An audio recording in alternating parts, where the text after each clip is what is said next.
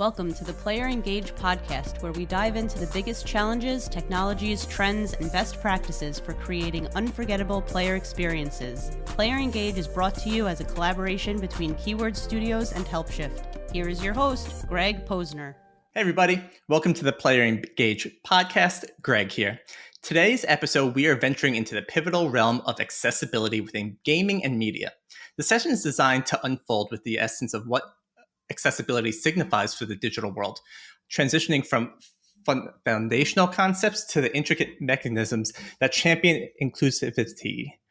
Our discussion will navigate through the challenges and triumphs encountered in making digital content universally approachable, highlighting the innovative strides and the dedication needed to cultivate a truly inclusive environment. Today, we are joined by Améliane and Jenna. Emilean Chiasson, based in Montreal, is a forefront advocate for accessible gaming at Player Research, a leading company dedicated to enhancing the gamer experience through user research and playtesting. Her role as games accessibility lead has been instrumental in ensuring AAA, AA, and indie titles are inclusive for diverse gamers worldwide. Through her projects like Marvel's Guardians of the Galaxy, which has been recognized for its accessibility, Emilean demonstrates a profound commitment to making gaming accessible to all. She has leveraged her expertise to influence the development of games like Just Cause 4 and Shadows of the Tomb Raider, focusing on inclusive design. Her efforts are crucial in advancing gameplay industry towards a more inclusive future. So we are excited to have you here, Emilean, and we are also, I'm talking a lot here. We're also here to... Hey, listen, we don't got to do anything. This is great. Yeah, right? Like, sit back and relax.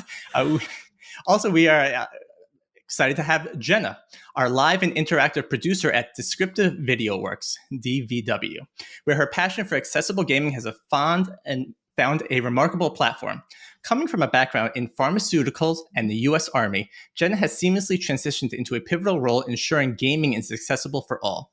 DVW, renowned for pioneering audio description services for over 20 years, is guided by a philosophy of inclusivity. Nothing about us without us. This principle is reflected in their practice of employing a diverse team, including blind professionals, to deliver audio descriptions that set industry benchmarks. Jenna's work at DVW embodies the commitment to making visual media accessible and enjoyable for blind and low vision audiences globally, aligning with DVW's mission to provide accessibility for all, regardless of their location. All right, that is my intro. Jenna, Emilean, thank you so much for joining me today. I said a lot about you, but you're probably going to be better off at explaining yourselves to our audience. So, Emilean, would you like to start and say hi? You've introduced us better than we could, I think. Thanks so much. Thanks for having us. So as you mentioned, Greg, I am the Games Accessibility Lead at Player Research, and we've launched our Advancing Accessibility line of services last year in 2023 in order to help developers and other teams in marketing, for example, to deliver accessible experiences to their audiences. We collaborate with people like Jenna, for example, across keywords, because as you may know, it takes a village to make a game, and it also takes a village to make a game accessible. So we have a lot of, capabilities through these collaborations that, I'm sure Jenna will touch on a little bit about her work doing audio description. Thanks. Jenna?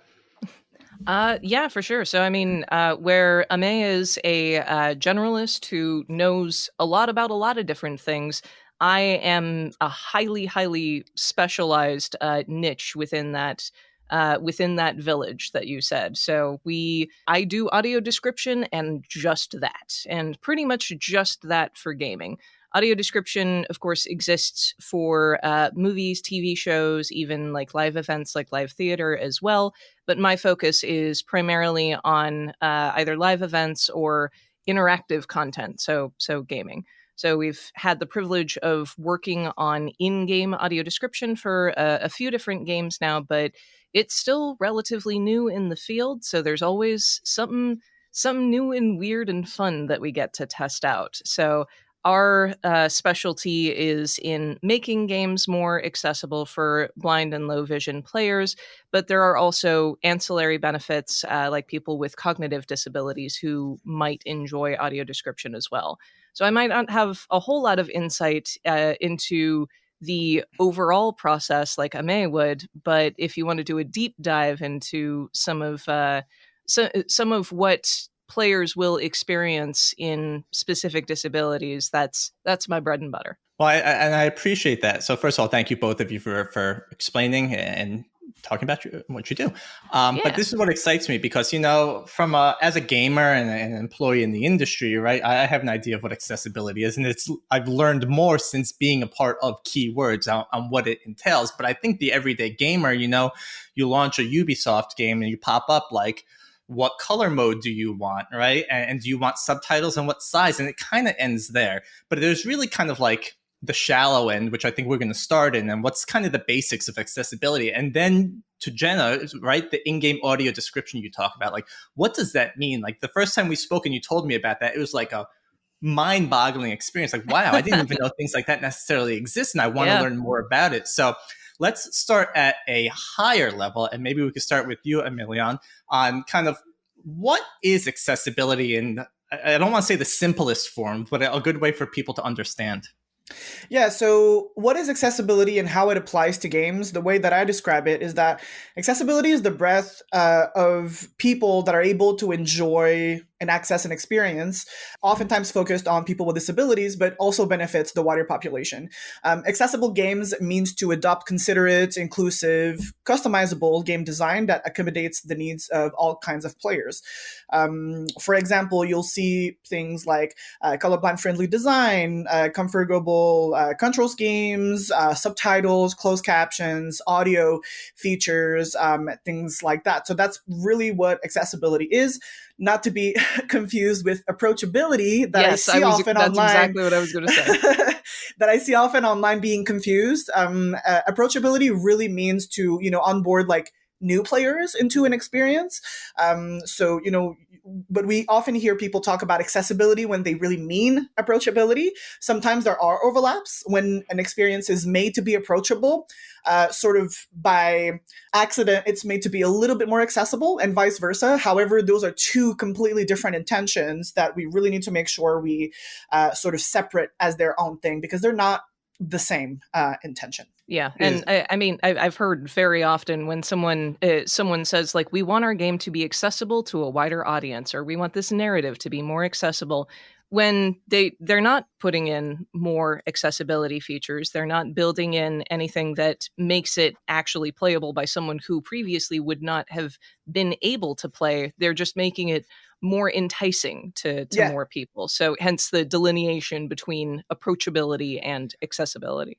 So is approachability almost like the concept of a better tutorial or something to kind of pull people in, where accessibility is modes? Yeah. See? Just like wider appeal. Yeah, wider appeal, I think, is a good way to see it. It can go into, like the onboarding, first time user experience flow. However, usually when we talk about approachability, a lot of those efforts are within the marketing campaigns and also within how the game is being sort of like presented to the player.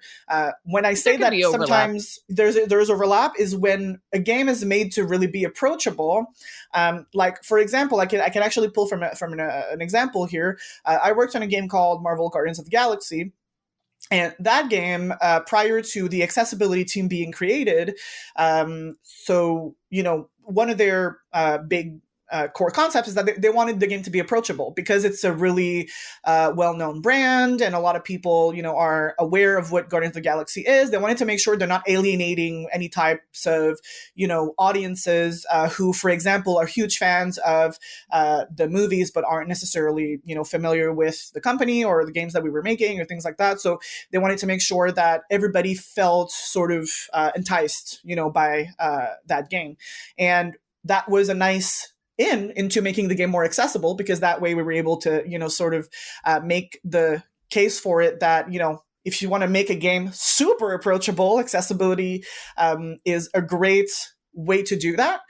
However, the two intentions are inherently different. However, they can definitely hold hands if we work Yes, they can together. hold hands. I love that. So I had a question that was going to roll into that one. And I guess before we go forward, let's take a stopping point, because I like to do this usually around halfway, but it's a little that I want to understand how you get into this line of work. I think it's fascinating work to want to help and spread good messages. And I think gaming is a great message. I think people can escape. It's a great way to kind of do new things. And through the podcast, we've learned about lawyers and teachers and all these other roles that ended up in these jobs. And maybe you dreamed of working in accessibility when you were growing up. But I'm curious, and maybe we could start with you, Jenna, since we know you were in pharmaceuticals in the U.S. Army. How do you end up being in Descriptive Video Works and working in this line of work? Yeah, so it's I come from a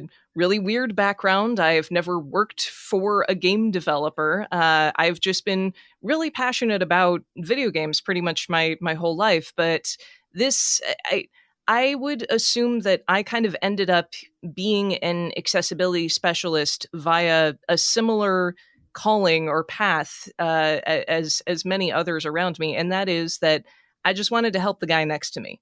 I didn't want to make like a huge industry-wide change. I didn't feel like there was some social wrong that I needed to correct. I just had friends, and I saw that it was more difficult for them to play the same games that I was able to play, and I wanted to be able to play more games with them. So, I mean, in college, I was in a disability advocacy group.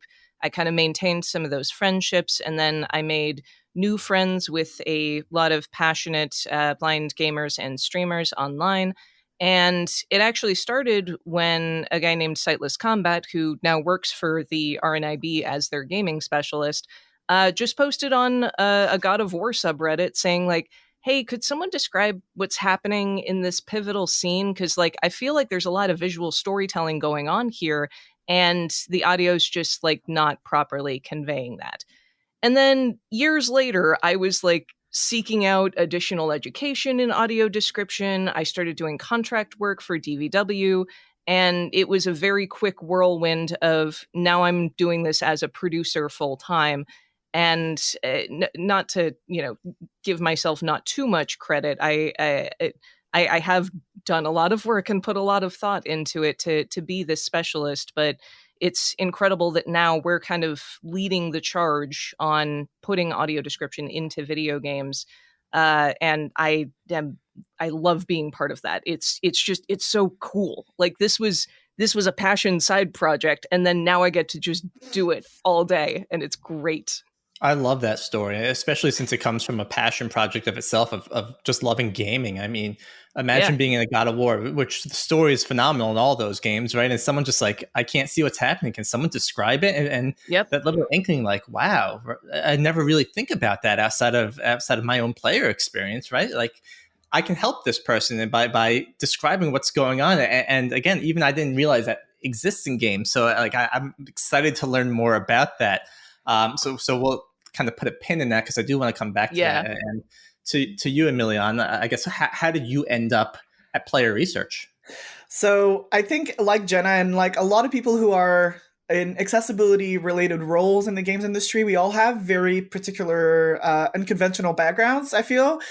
Just because there's no university for games accessibility, there's not a diploma that you can go and get for, congratulations, you're a games accessibility specialist now. So a lot of us have sort of built those careers out of different backgrounds, really. So for me, I joined the games industry as a 19 or 20-year-old, and I was working as a QA tester.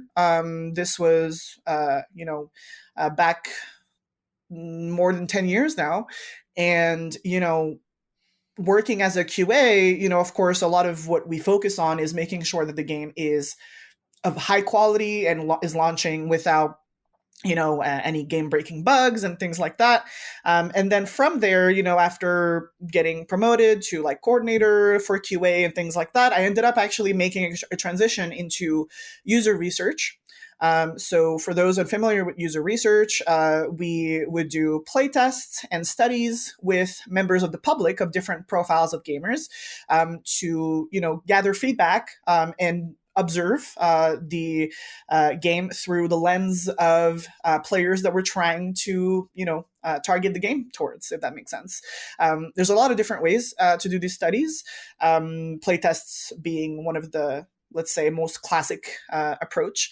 And through that work, I also became more and more exposed to different accessibility needs. And also, oftentimes when we talk about these, like, how did you end up in accessibility thing, people are looking for, like, what was the cataclysm moment, or, what was the big, like, eureka moment that, you decided to go into accessibility. But I think for most of us, it's either a mix of our own needs, the needs of those around us, and the, work that we've done in the past that exposed us to these realities. And ultimately, it's just the right thing to do, really. It's the perfect ground for innovation. It's the perfect ground for creativity. And it's also a work that is highly rewarding for anyone that gets involved in it. All the developers that I've worked with who, maybe initially didn't even know what accessibility was about, ended up, launching a project or working on initiatives that made them feel like they were doing work that had a really, really good purpose. So, it's positive. It's positive work that, even though can be difficult and can be challenging at times, is highly rewarding. And so that's why I ended up here, and that's why I continue to push, for that mission across the industry, not just for myself, not just for the people that I know, but also just for the industry as a whole. Yeah, the more people playing games, the better for the industry. And I think opening it up for everyone's super important. But let's talk about, why is it really crucial to have this in games? We've seen Xbox a few years ago released their accessibility controller. We've seen PlayStation, I think within a few months ago, release their accessibility controller. So it's clearly more on the radar of the AAA studios at this point. But why is it crucial to start including these features in game? And I mean, is Jenna? it because it feels warm and fuzzy? Is that enough of a reason? I mean, it's Sure. always it's an that's a ultra great rewarding point, right? It feels warm and fuzzy, but it's also going to cost you X amount of money to implement this into your game, right? So Right. what's the trade-off? So I mean, in terms go ahead. Oh no, that's fine. You can jump in after also. So in terms of the business case for it, because beyond the ethics behind it and the morals behind it, which I think are crucial to understand, there's also the business aspect of it that I think we can't ignore. And depending on who we talk to, these are the types of conversations that you need to have for people to be able to dedicate budget for these types of efforts. So there are starting to be more and more studies and stats around the population of disabled gamers across the world. One study from Newzoo that came out last year surveyed people across the UK and the US, and discovered that 31% of US gamers identified themselves as having some type of disability, and 29% in the UK identified as having some type of disability. So these are not numbers to be ignored. These are big numbers. Across the world also, just beyond gaming itself, 16 to 20% of the world population has a disability. And so this isn't, that small of a sample of people that people tend to assume it is. I see a lot of people, when we talk about accessibility, like, what, we're making the game accessible for like 2 people? Like, no, like there's like an enormous amount of people who have these needs. And ultimately, a lot of these efforts, when planned in the good way, meaning in advance and early on, will not generate that much more costs to production. What I mean is, a lot of accessibility barriers can actually be prevented at the design level. So even before we start, like making the case for a feature to be implemented or be designed, we need to first understand, like, okay, well, within our design, within the things that we're already doing, what can we make more inclusive and more accessible? That's where the concept of inclusive design comes to play, because that's where, I'm already going to be designing a UI. I'm already going to be making a control scheme. I'm already going to be making my 3Cs and, my environments and all of that. These are all things that you can't skip when making a video game. So as you're doing these tasks, how do you make sure that you implement an accessibility mindset or integrate an accessibility mindset into each of those efforts? And this will prevent a lot of unpredicted costs, a lot of unpredicted backlash also, because we've seen also games that unfortunately have launched with poor accessibility, and that generated a lot of bad press, for those games, which oftentimes doesn't come from like a bad intention, but because of ignorance, unfortunately. So. Or long development cycles, expectations have kind of ratcheted up as the years go on, which is great. And it's so strange how often I have heard from many different game developers that an accessibility tool is often just a repurposed tool that was originally meant for something else. Like a high contrast mode was originally a hitbox QA testing tool of some kind, or that's just like a hypothetical, but like it's surprising how often an accessibility feature is easy or even time-saving in other areas to implement. Not to diminish the work that anyone in accessibility does, there are often things that need to be sort of hand-tailored into the game. But you'd be surprised how often it ends up costing nothing or even saving you money. And like to add to, sort of like that whole budget conversation, there was a quote from Carl Groves, who is a veteran of accessibility in the web space, actually. He did a talk at the Accessibility Toronto conference last year, and he said something that I felt was really smart and true, is that, sure, if you want to make your game accessible or your product accessible, it's going to cost a little bit more. However, you're spending money to avoid spending more money, if that makes sense.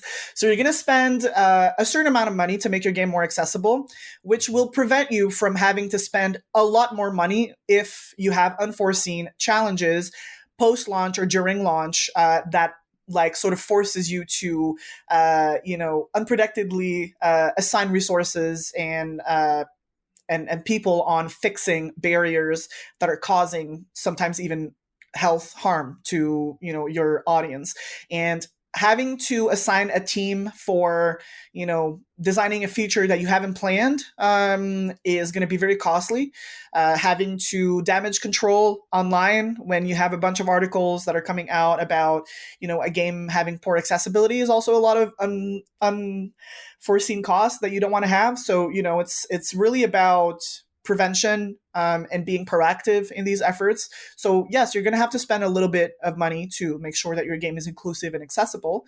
However, this is the smart approach instead of putting your head in the sand and hoping that everything works out, I'm bothered by the quantity of headlines that popped into my head as you were talking about that. I'm like, oh yeah, that. Like that has happened a lot. Well, I love how you talk about doing it during the design stage, right? Because then the foundation's not even built yet. You can put the right pillars in place to make sure that you do all that early on. And I imagine, maybe it's me being ignorant here, but once you put those pillars in place, it's not hard for the rest of the pieces to fall into line. It's, you set it up from the beginning, and anything you build on top of it will go from there.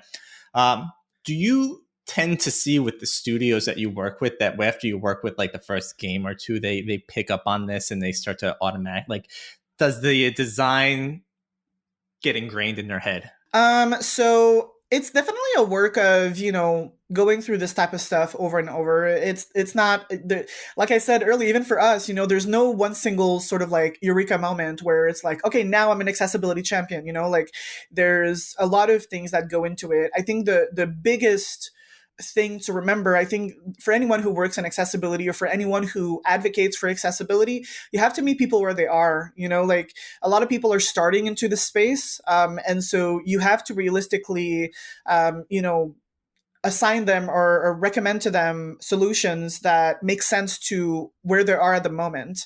You have to sort of preach for small steps consistently over trying to run, full speed into a wall. So when we work with development teams, we won't provide them with, a grocery list of 160, features that they have to develop. Usually we will meet with them first to really understand, okay, where are you in your accessibility journey at the moment? And if you're super early on, let's understand what are your processes right now. And from there, what can we realistically, have you do better within what you're doing right now? And then from there, slowly but surely establishing objectives and goals over, the short, medium to long term. So we have to be realistic and strategic in our approach, because again, even though when it comes to accessibility, everything feels important because it is. Yeah. Every single thing that doesn't make it in means that someone won't be able to play your game. However, we have to not be our own enemies here. And in order to but in order to progress, we have to not aim for perfection. We have to aim for progress. So, step by step, we can slowly but surely, build, a world that is more accessible, but it doesn't happen overnight. So we have to meet people where they are. That's really important.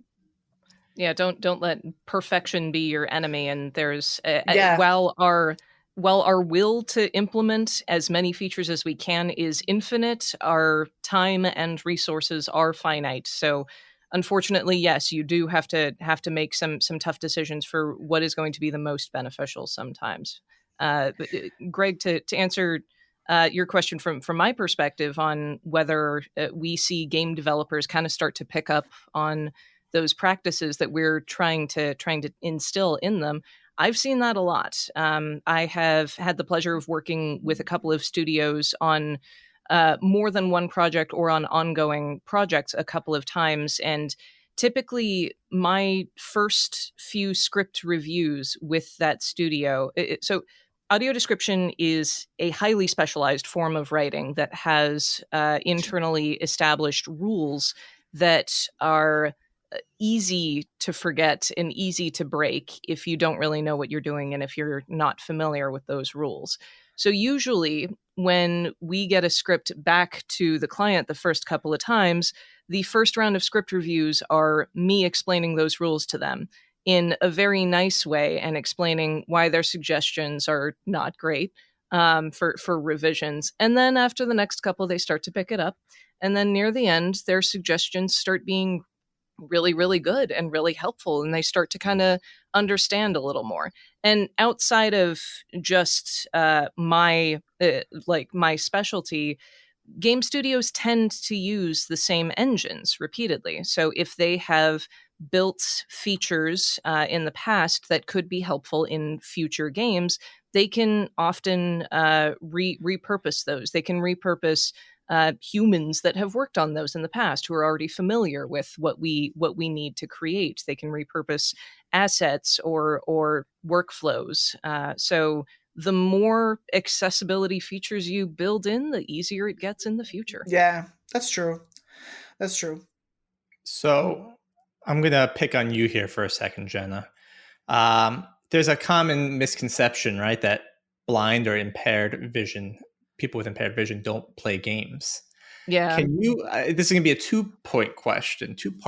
One, I'd love to understand what your day-to-day is. You don't have to get into the nitty-gritty. Like, well, what goes into that? And with what you do, can you kind of, and maybe it's not possible, but how does someone with low vision or blind play a game? Yeah, for sure. So I myself am not blind, so I cannot speak for all or any blind gamers for that matter. But the shorter answer is via sound and haptics. So as long as there is some auditory reflection of visually crucial details in gameplay, it is possible for someone with no vision at all to play through a game. That sounds way bigger and more intimidating than it is, but you'd be surprised. It's I myself have actually tried it out. I played through a couple of games without ever looking at the visuals, just turned my monitor off, tried it out, and I was like, yeah, let me turn on all these accessibility features and see how it goes. And the answer was very, very well when it's well implemented. And it's a lot of fun. It takes some getting used to. You have to retrain your brain a little bit to kind of listen to UI sounds, character dialogue, text to speech for the menus. What that actually plays out as is going to be very different depending on the different types of games. But there are now multiple examples of fully blind accessible games out there that have pretty well achieved. I would say the like we can be played without any vision, just out of the box as soon as you boot up the game, which is just so cool. It's so awesome. And part of that is a lot of people who have grown up or who have lost their vision later in life, who have grown up blind or who have lost their vision, have this might have this mentality that like games aren't for me, because for so long games just haven't been accessible. And if you wanted to play games, it took a lot of effort. You would have to memorize menus or brute force your way through it, or use mods or optical character recognition, or you would have to put in so much work to fight both the game and the enemies in that game. And now that that's kind of opening up and becoming a lot more user friendly, we are potentially also opening up a whole new audience who previously had never been gamers, and we're indoctrinating everyone into our gaming clique, which is super fun. Just more gaming for everybody. And then, so what does my day-to-day look like? I don't just put audio description in games, but our studio is relatively small, so a lot of us wear a lot of different hats. Unfortunately, a lot of my day is a little boring. We do project management and quotes and client meetings and all that sort of thing. But the exciting parts are that I also get to write a lot of the audio description that I'm producing. I get to go through some client reviews. I get to direct our other writers and give them pointers and guidelines for what's going to be in their next video or script. And then sometimes I get to voice it, but I'm nowhere near our best narrator, so I try to take a step back from that a little bit. And a lot of my day will be filled with planning out live jobs or planning out new games that we receive, because there's a lot of background work that goes into those before the writer ever sees the script. And we're also implementing a new software, which is really cool and a lot of fun. And anything that can make our day-to-day job easier is pretty great. So a lot of it's boring, but the fun parts are I do still get to write. I do still get to like directly like create things that go into the end product that we all get to love and experience. If you know this off the top of your head, could you name one or two games that can be played completely blind that you were mentioning? How much time you got? Name your favorite. What platforms you want. So without any mods or workarounds, Forza Motorsport, God of War Ragnarok, like 95%, but there's a guide out there now so you can get past the progress blockers. Last of Us Part 1 and 2. There are quite a few that are playable with mods. So Hearthstone, Slay the Spire. There are a few that are made to be audio games only. So Blind Drive, The Veil, Shadow of the Crown. There are quite a few. There's a lot to choose from. Oh, Mortal Kombat 1, Brock the Investigator. Spider-Man 2 is getting audio description next week, so hopefully that gets added to the list. But I mean, there are lots, depending on what platform or genre that you have available to you. Awesome. It's exciting to hear. I mean, I didn't necessarily think about online games, right? But like being up against someone online, hearing the audio, I'm going to have to check this out and see what it looks like live. I mean, you can be a World of Warcraft now, and there's I can't remember if it's an add-on or if it just comes with the base game now, but World of Warcraft now playable. There we go. Same question for you, Emilean, but you're a different approach, right? Because Jen is more of a specialist, right? Mm-hmm. You're going to be more of a generalist. So I'd love to hear same thing about your day to day and what it's like. So I like to consider myself as almost an accessibility strategist.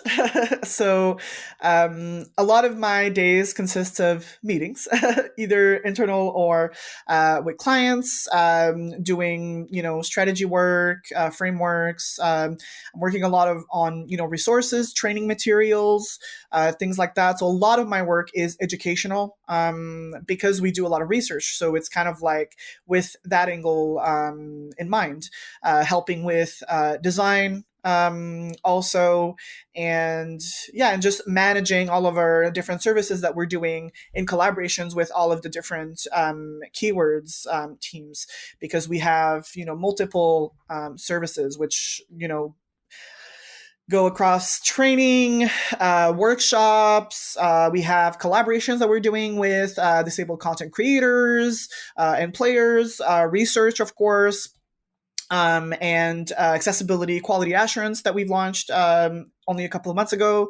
So there's a lot of different hats that I wear within accessibility, which is also why it's really, really important in the space that we have people like Jenna and others who are specialized in different areas of accessibility, because, we can't possibly do everything by ourselves, right? There's a lot of things that can sort of in the mission of breaking barriers for some, it can create barriers for others. So there's a lot of work that has to be done cross-functionally to make sure that we're all aligned in our objectives and our efforts. So a lot of my work is facilitating those collaborations to make sure that we're all sharing same voice, and that within a project we're not actually hurting each other's efforts, if that makes sense. So that's a lot of what my work consists of. So a lot of strategy work. Ame, have you also been haunted at night by the possibility that there's something you haven't thought of? Oh yeah, all the time. Yeah. Oh yeah. Oh my God, is there time. something I forgot with this? And the reality is that I have, right? Like, because there's like, to give like a concrete example, in my previous job, so I used to work at a company called Square Enix, and I was working at the IDOS Montreal studio, and we had a colleague of ours during one of our projects that came to us, and I'm talking like late production within the game, and we had a colleague that came to us and said, "Hi, I have like really bad tinnitus, and when I'm working on this part of the game, it's triggering my tinnitus really, really bad. Do we have something in the game or that we can do to make the game like more accessible and more comfortable for people who are experiencing tinnitus?" And my answer was like, "No, I didn't think of that."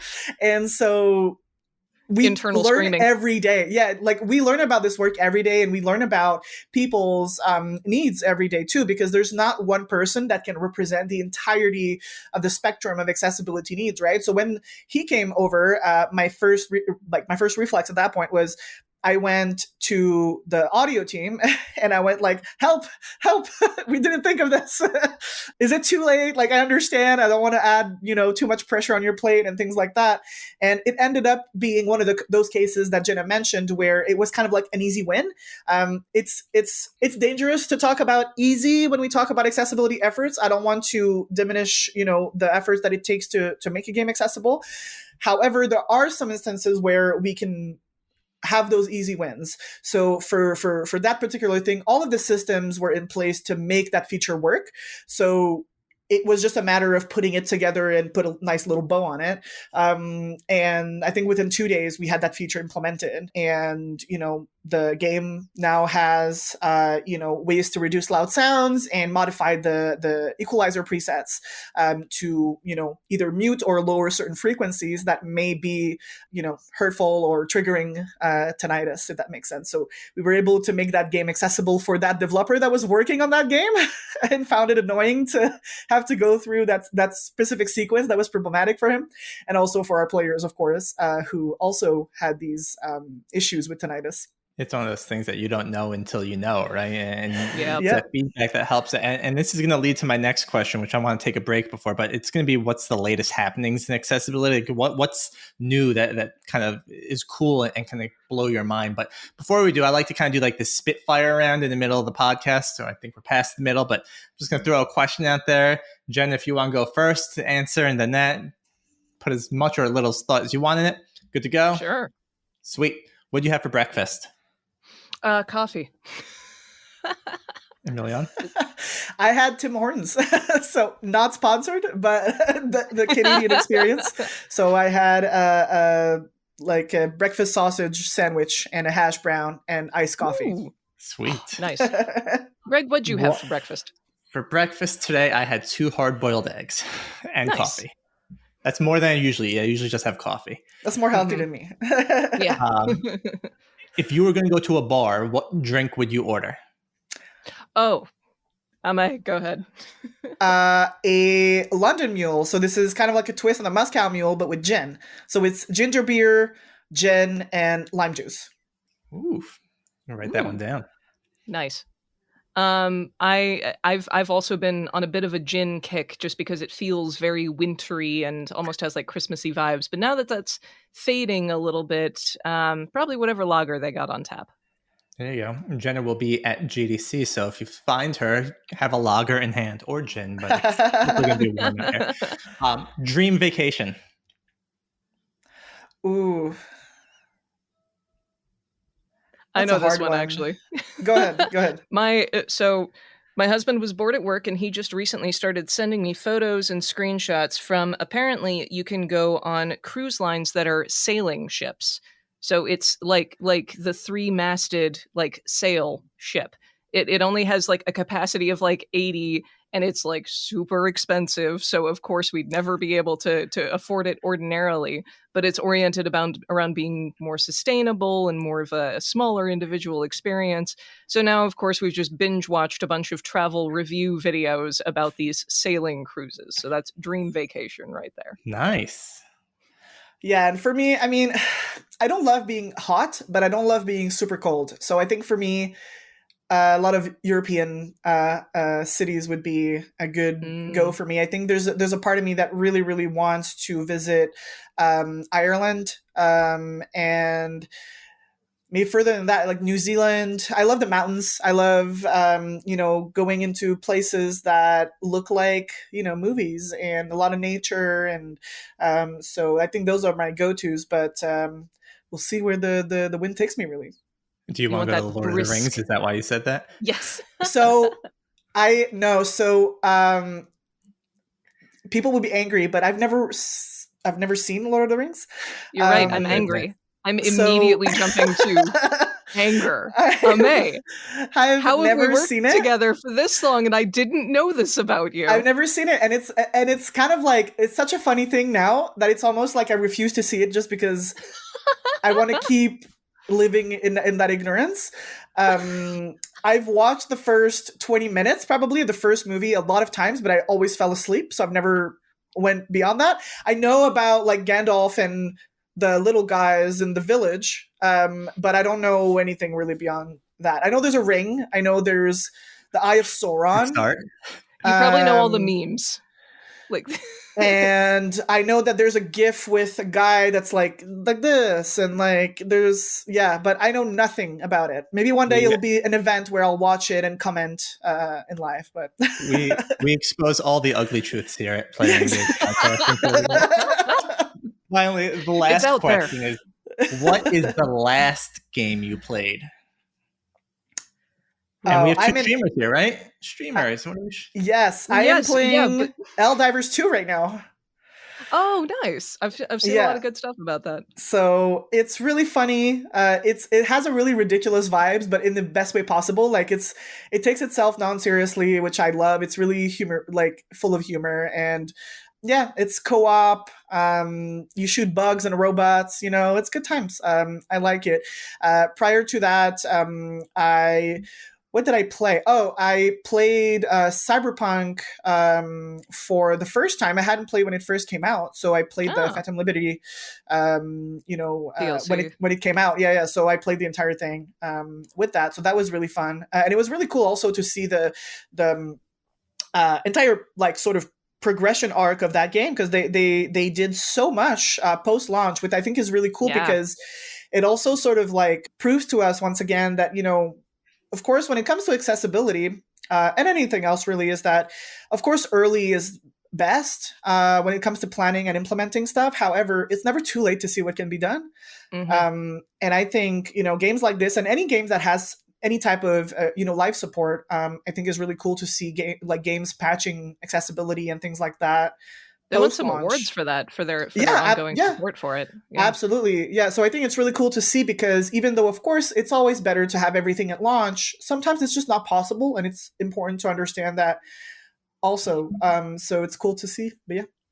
I think my husband Jenna? And I just recently finished our collectively, I think either 6th or 7th Cyberpunk run.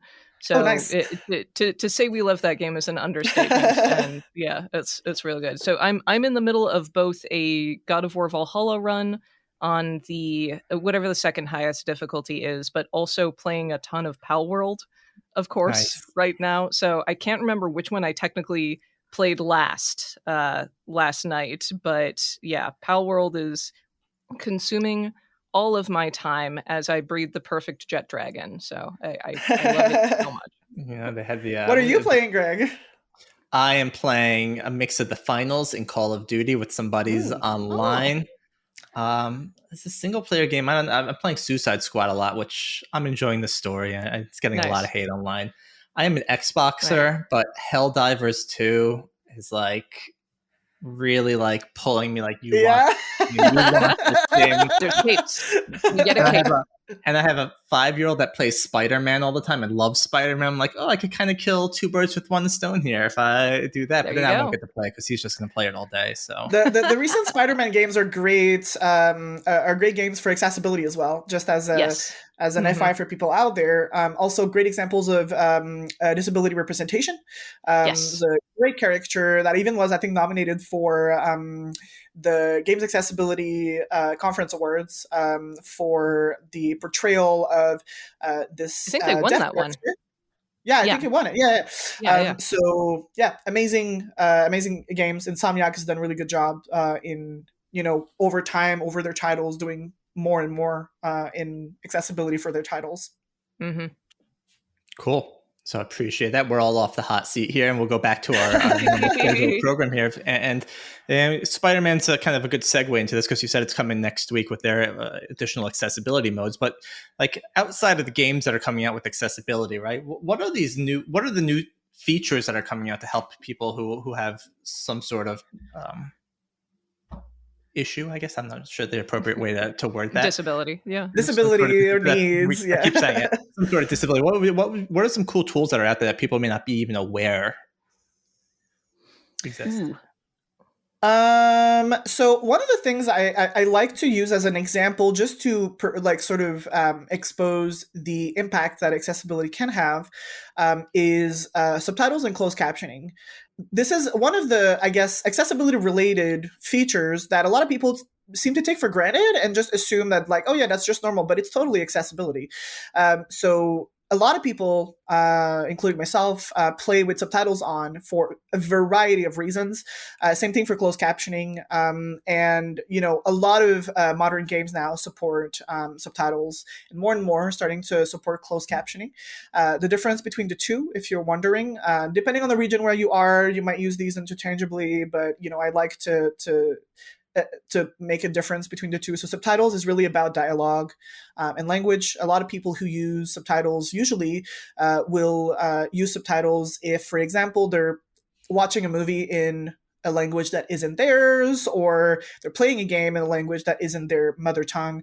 And so they'll have subtitles in their language of choice. Closed captioning is really about, having usually in writing at the same area around of subtitles of sound effects and any other sound that are crucial for understanding either the tone or things that are happening around you in the game. So you're not captioning every single thing, but you're captioning everything that is important to understand what's going on and where you should be going next and where you should be, having attention. Things like that. So it's one that a lot of people are using that I definitely think, even though we're sort of taking it for granted now, that I think we need to continue making better and continue to talk about. But the other thing that I'm starting to see more and more that I hope more games can have are those equalizer settings in audio, because a lot of people have a lot of different disabilities or needs related to audio and hearing. And so having more options within audio settings, I think, is really, really important, because, aside from those sort of sliders that you see for the different, let's say, audio tracks, there's a lot more that can be done. In Guardians of the Galaxy, we had done a focused audio mode, where when you activated that feature, it made it so that only crucial, important sound were prioritized over others. This was really, really useful for people who struggle with overstimulation or, sensorial overload, things like that. So that was really, really useful. And it was also useful for people with low vision who are relying more on audio to complete tasks in game. And I'm not seeing that many games adding those types of features yet. So I'm hoping to see that more and more. I love that. And we also have an audio specialist here. Yeah. So what's new in the world, I guess, for you, Jenna? And I'm also curious if you don't mind touching, like, you talked about Gears of War or God of War, sorry, and someone asked you for a description. Like, so what does DVW do, right? Like, how does someone, if I turn it on, what's going to happen? Just so I could envision it. Yeah, I mean, so currently there is audio description now in Last of Us Part 1 and 2 and Mortal Kombat 1 and soon to be Spider-Man 2. This is actual just in the game, not counting any promotional materials or videos outside of it. But basically, it'll be in an accessibility menu. You toggle it on, and it it adds an additional narration track over top of all of the other audio usually it's during like cinematics or QTEs or death animations. In the case of Mortal Kombat, the super moves and fatalities that happen in the middle of the fight. And it also affects the mix slightly so that you can clearly hear the narrator over top of everything else. So usually anytime there's like storytelling elements, a narrator will pop in, usually between existing dialogue, to describe on-screen visuals. It's, of course, heavily constrained by timing, so you can't... there is a finite amount of time you have with which to describe things, character appearances, new environments, their actions, anything that's narratively crucial. And you also do your best to not step on other character dialogue. For every writing rule, of course, there are exceptions, but that is one of the cardinal rule. There's a lot of inherent subjectivity when it comes to writing a description of visuals, but there are a lot of rules that come with it, like needing to avoid passive voice and avoid injecting your own opinion into the audio description. At the end of the day, the goal is if a sighted player and a blind player play through that narrative, all other things held equal, they should come away from it with as emotionally close an experience as possible. So we want parity between those with vision and those without, not just from being able to physically press the right buttons to advance the story, but also being able to experience that story. So it can also be useful for people who are learning another language, because audio description is read at a relatively uniform pace. It's going to have clear and concise language, and it's going to use terminology that usually isn't used in character dialogue. So you might learn some new vocabulary and get more comfortable with vocabulary that way. It's also useful for people who might be colorblind and they just want to see what color a character's outfit is. It might be useful for people who are cognitively impaired and you have difficulty following the visuals, or maybe you've got a really severe migraine and or visuals trigger migraines if there's a lot of busyness going on screen. So maybe just temporarily you want to turn off the screen for a couple hours and still get the full benefit of it. So that's, I would say, definitely check that out if that's in a game that you're interested in. It's pretty cool.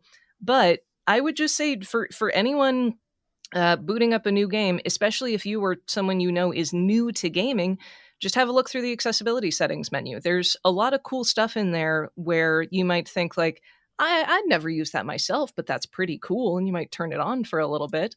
There's also really, really silly things that you can do sometimes, like, rebindable controls means you can shake your controller to hit someone, or whatever you want to do. Just do something fun with it. But a lot of features do overlap with approachability in the sense that if you're new to gaming, those accessibility features are there to help you too. So if you have trouble parsing what is supposed to be like gameplay relevant in an environment and you get lost all the time, maybe there's a navigation assist. Maybe there's a toggleable high contrast mode where you can highlight distant enemies or interactable objects that you might not have thought were interactable in the past.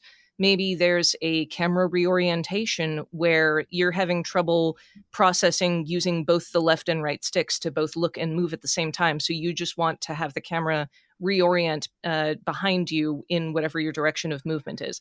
Things like that. There are a lot of features out there that you didn't think could make your life easier, but they absolutely can. Even if you consider yourself to be, like a high level, super advanced player. I use God of War Ragnarok's high contrast mode to spot all the stupid pots that you're supposed to break in the safe areas.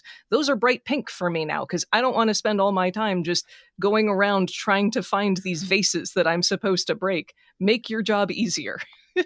Yeah, and I mean, even when it has to be. Even when you look in the like competitive esports, sort of scene, a lot of customization and mods and things happen there. Like, accessibility really like enables so many people to do what they want to do with the game, ultimately to have fun or to be competitive. Exactly. So, and even for the most like individualistic people out there, accessibility is still a mission that you should care about, because it's not because, for example, right now you don't identify as someone who has a disability or has accessibility needs.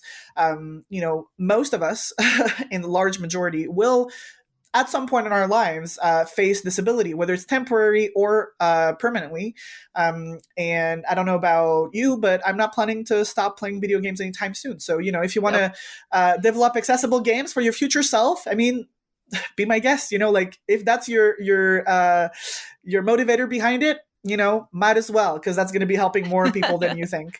But yeah, so it's a nice angle that I like to bring up, and that I first sort of was exposed to because of Ian Hamilton during a conference years ago, where he had people. He asked people in the audience to say, who here plans on stopping to play video games at 65 years old? And of course, nobody raised their hands, right? And so that was kind of like is in to make that argument, which I think was really smart. But it's totally true. If we are fortunate to live long enough, every single one of us will become disabled.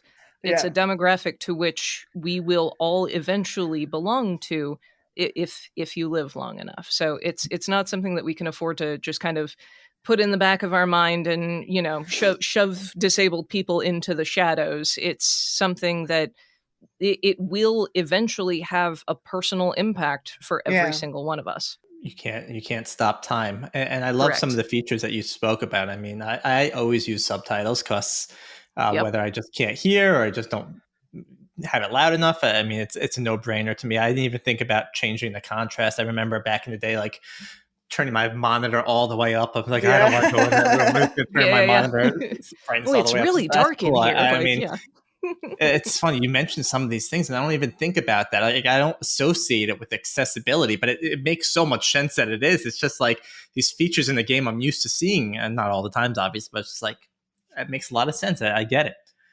Mm-hmm. So, we talk about these cool modes, right? And my question then leads to things like, who pushes for this, right? Like, how do you hear the voice of the people that are wanting these features? And you even think about it. And I think we kind of spoke about it a little earlier. It's like, you don't know what you don't know. How do you learn what you don't know in the industry? So, of course, a lot of the learnings that you can get is from the community you're trying to serve ultimately. So, including disabled people into your process, whether it's through design or research, is really, really beneficial because you can get direct feedback from the community you're targeting when it comes to these features and those design decisions. So that's really important. There's a lot of independent consultants that you can reach out to. And there's starting to be more and more services like ours, for example, who can help developers know where to start, what to prioritize, what to focus on, and also help developers connect with those people, because you don't necessarily know, who to contact or where to go. And so, there's services like ours that can also kind of build that bridge between developers and the community to facilitate those collaborations, if that makes sense. One of the services that we've recently just launched is our accessibility QA service, which I'm really excited about. We spent last year training people across Poland, Montreal, and India to be able to conduct accessibility testing on video games.